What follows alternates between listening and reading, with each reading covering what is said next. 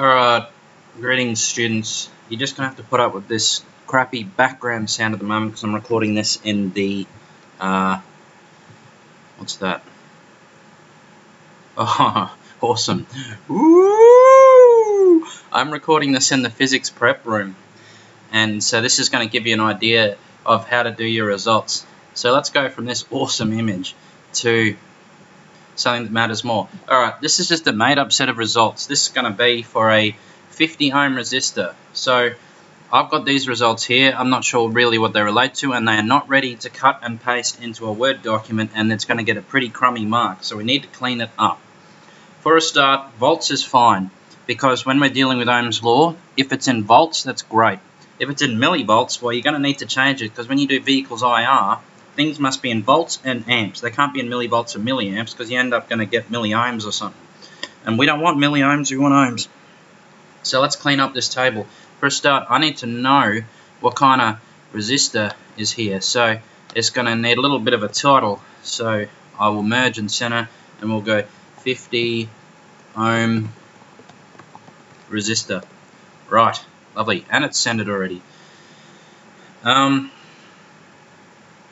Now, volts is actually the unit it's measured in, so really we should be calling this potential difference, and this one over here should be called current, and it will be measured in volts, and this will be measured in amps. Now, how do you turn volts into well, how do you turn volts into amps? You don't. They're two different things. How do you turn milliamps into amps? Well, you've got to divide it by 1,000. So if I wanted to do that, then I just do equals, and I'll do this by formula. I'll click on the milliamps figure there, and then I can do B4 divide 1,000 turns into, now it's in amps. If I drag and drop that down, it does it automatically for everything else. And now I can actually go into here and change this current to milliamps and this current to amps. Capital A, please. And then I'll go Control C, Control V. Right, potential difference. Note that to extend the size of the column there, I just double clicked on the middle bit. I might as well make this 50 ohm resistor sit over the lot of it. I don't like all these figures being all centered to the right there, so we'll put it all in the center. We want some borders, so all borders, and just to differentiate the data from the, what's the word for it? Differentiate the data from the titles. I'm going to give the titles a gray. Now, I mean, this is good because now this results table, if I copy this out of Excel, Control C, and I go to Word, if I go to Word, where's Word? that's whoop, don't swear. That is awesome. Here it is, Word, blank document. Now let's say that this was your blank document and you're typing your prac report and you just hit Control V. There's the results table, ready to go. A+ standard as far as I'm concerned. Really easy to look at. Now, of course, we need to graph this stuff. Cool. I'll shut that so it stops distracting me. We need to graph volts against current. Now, you want volts against current in amps. So, you don't have to have a really nice, how can I say this? You don't have to have a really nice table to do your graph. The results table, this bit here, is for your results. This bit here is just simply putting the data somewhere so I can graph. Now, bear in mind that when you move data from somewhere where you've involved a formula, so for example, you can see here that each of these, if you look up in the box up here, has an associated formula. So when you select the data, when you paste it, you've got to paste only the values, because if you paste the regular paste option, you can see that the data itself actually repeats the formula again, and so you get the wrong figures there. That's going to give you not what we want. So you need to paste just the values themselves. Now these are ready. You got volts here and you got amps here, but pretty sure that the stuff on the x-axis goes first when you select them. So theoretically, by highlighting these two columns, so we've got here your amps, and here actually your volts. Let's have a look.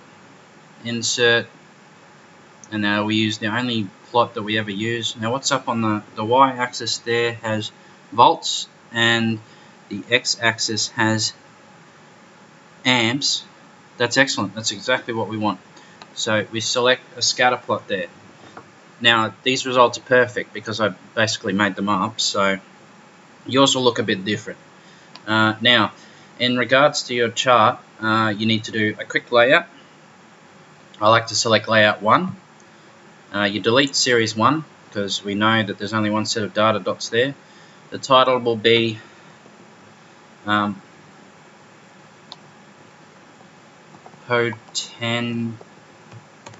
potential difference versus current for a 50 ohm resistor.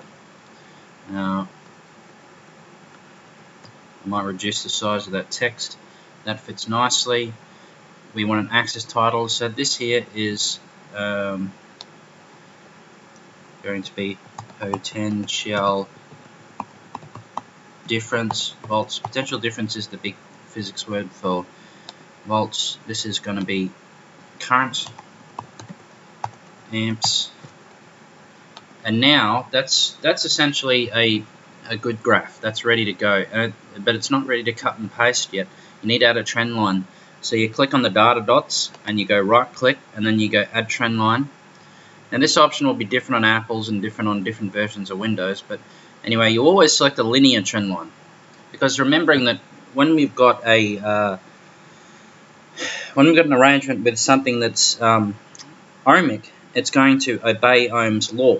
So a linear trend line will show, the dots will mostly conform to a linear trend line. We also do this. We go display equation on chart. That gives you the equation for the linear trend line itself, because it's that whole y equals mx plus c thing. Now you'll note here y equals 50x, so volts equals 50 amps times amps, and that's because it was a 50 ohm resistor, and I actually made these results perfect. So normally you'd have a c-intercept. If you got a c-intercept, if it starts below or above the line, that means you got a systematic error, because all the dots are either down or above by the same amount everywhere. So you want to add the equation, and the other thing you want to add, not format data series, I don't want that. I want format trend line. The other thing you want to add is this down here. Go away. R squared value. Now the R squared value, it's called the coefficient of determination. The closer R2 is to 1, the closer your dots adhere to the line. Now because my dots are directly on the line, it is 1. Yours will be somewhere in the vicinity of 1. The closer it is to 1, the more ohmic it is. Now I mean,